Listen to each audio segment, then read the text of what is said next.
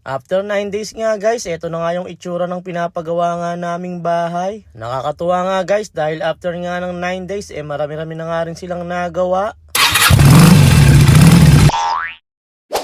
Eto na nga guys yung update nga ng pinapagawa nga naming bahay. Dito nga nagsimula na nga rin silang mag-hollow blocks para nga sa may flooring. 4 na hollow blocks nga yung itinayo nga nila para nga sa may flooring nga namin. Medyo pinataasan na nga namin para sigurado na nga para kung bumahaman hindi nga aabutin. At after nga nilang maligan nga ng hollow blocks lahat nga ng paikot magsisimula na nga rin silang maglagay nga ng slab at magbuhos. Bali 7 nga lahat guys ng gumagawa nga dito, kasama na nga dun yung foreman. At yung iba nga dito hindi nga iba sa akin dahil yung isa nga pinsan ko tapos yung dalawa nga bayaw ko. Araw-araw nga rin ako nandito guys at tinitignan ko nga yung paggawa nga nila ng bahay. Ako nga din kasi yung bumibili nga ng lahat nga ng mga kailangan gamitin dito. Kaya hindi rin ako napipirmes dahil pag may pinabili nga sila alis nga ako ng alis. Nakakapagod din pala kahit na nanonood ka lang ng mga gumagawa at kahit hindi ka nga nakabila talagang nakakaitim pala pagka nasa ganito ka. Eto nga umuwi pa nga yung asawa ko galing nga ng Makati at gusto niya nga raw makita yung pinapagawa naming bahay. Kasarap pala sa pakiramdam pag nakikita mo unti-unti na nga nagagawa yung bahay na pinapangarap mo. Masarap nga rin magpagawa ngayon dahil nga hindi nag-uulan at lagi ngang mainit pagkatanghali. Kaya mabilis lang din natutuyo nga yung mga sinisimento nga nila. Dito nga nagsimula na nga silang gumawa ng mga pamporma para nga sa mga bubuhusan nga nila. At after nga daw mabuhusan papatuyuin nga daw yun ng mga ilang araw. Dito nga nagsimula na nga silang ikabit nga lahat nga ng gagamitin nilang pamporma para sa pagbubuhos.